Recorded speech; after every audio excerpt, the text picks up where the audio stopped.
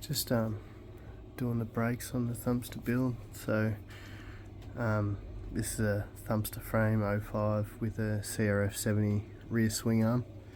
So because I went longer, I used to have originally, I set up with the crf50 swing arm. I did have the brake set up on this, but I actually used it testing to see if I could get it all to work, the drum brake set up on that swing arm over there. So I got that set up, decided to just leave that on, and I ordered a few new parts for this one. So I've got a crf70 brake rod, and I've got another brake pedal here.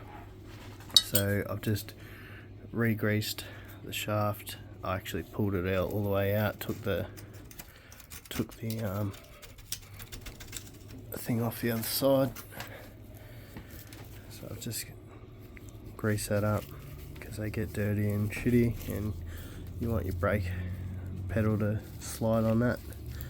You don't want it to bind up or start leaving massive grooves in your rod. As you can see, there's already some grooves and stuff in it.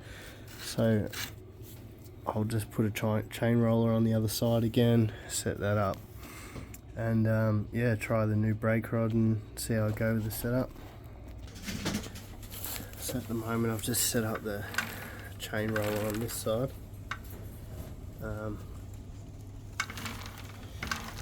Just had to run a spacer in there just so the bearing can move freely and get it in the right position to sit on the chain. So now this side's all good, we can go back to the other side and start sorting out the brake lever. So what I'll be doing now is just using washers, just because with anything when you're doing you know, using different parts or different sort of bikes and everything else, just make sure you space everything out properly. Obviously you don't want this banging around everywhere. You want it to be loose but not be able to move right around, because then you end up your brake rod, if you got it too loose, it will probably bang. It can run the risk of hitting your tyre or banging against your frame.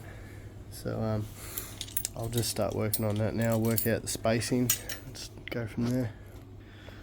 Alright, so that's what you're looking for. I ran a big bush at the back and just a small washer on the front, done it up tight, and you want it to be able to move freely, so you don't want to bind it up.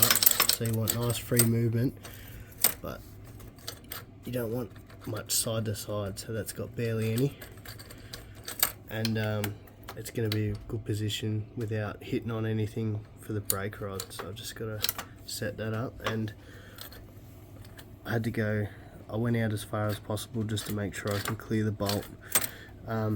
Otherwise, if you can't clear the bolt, you can always just undo the bolt, turn it around and run it the other direction, so you're not so close to the end of the thread there. So I'll just make sure, I'll have to keep an eye on that, make sure it doesn't touch. So that's one thing that once I set it up properly, I'll just check that. If not, I might pull that bolt out, turn it around, put it back in, but we'll see how we go. Alright, so that's what you're looking for your brake setup. This was actually a bit too fat to fit in there, like I was saying earlier.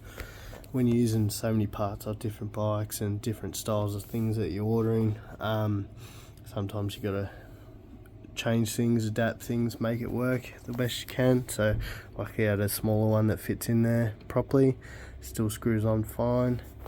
So you want nice free brake movement, so it's not touching anything. That's what you want. You don't want it. Return springs on, and I've got clearance. It's not going to hit. Even if it went further, it can't hit, so that's all good.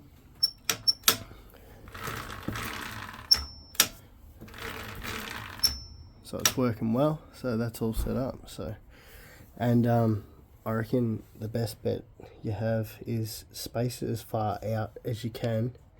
See, I've got a real thin washer on that side, big fat bushing on the inside, just because you want your brake pedal out. You don't want to have to bend your brake pedal too much to get it out in the right spot. So I've spaced it out so that it's I've got decent foot room to get onto it. I could probably bend out that tip a tiny bit if I needed to, just so I've got more room to hit the brake pedal. But I'll see how it feels while I'm riding.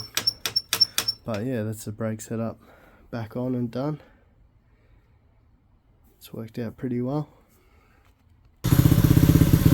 Alright, so I actually had to just swap the exhaust over. Same muffler, but this pipe was actually too big. It was hitting on a bit of a mark there, so I couldn't line it up properly, and I was getting an exhaust leak, so I had to swap to the skinnier pipe just to give everything a clearance. It's got a better bend on it to suit when you're doing your exhaust. Just make sure you always clearance it away from your frame. So use any sort of bush, whatever you need. You can just use washers, just space it out because you don't want it banging against the frame. But don't go out too far because obviously you don't want it hanging out. This exhaust tucks in anyway, so I've got no problem there. It's clearing everything pretty good. And the frame hole isn't great, so I've done it up with a bolt and locked it on there just so it can't come loose while you're riding because you don't want your muffler to fall off. I've got to do valve adjustment only because it seems pretty good, it starts pretty good, but it feels a tiny bit low on comp, so I don't know if it's like leaky valve or anything, but it shouldn't be because the motor's not old at all, so I think it might just need a valve adjustment. It's got a bit of a miss there, so I'll just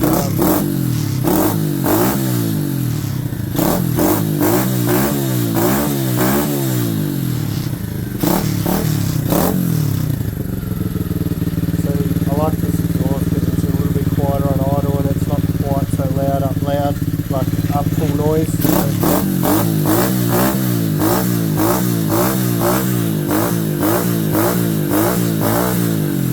It's actually clearing up pretty well, so it hadn't been started in months, so it could have just been a bit of crap in the carby. It's flowing through. Response is good now, so I'll still do valve clearance, just make sure all that's good. Otherwise this motor's running really well. Yeah. A few other things would be obviously with your carby. I've only got a small carby, so it's not such a big problem.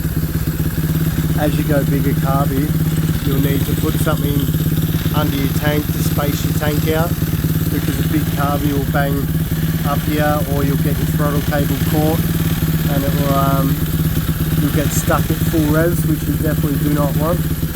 So yeah, always do tank spacing to suit your carby, just to make room. Yeah, everything's coming along pretty well. Pretty happy with how it's going. I'll just, yes, this bike's dirty, it's got mud, it's looking a bit ratty, but that's because I ride this one the most, and it cops abuse, so I don't tend to clean it up too much, because it just gets, I'll do all my riding in a bush, so it gets dirty real quick. I just do a general clean up on it, but that's good enough. I'm not too worried about. I do want it to look good, but I'm not too worried when I'm riding it flat out in the bush. So yeah.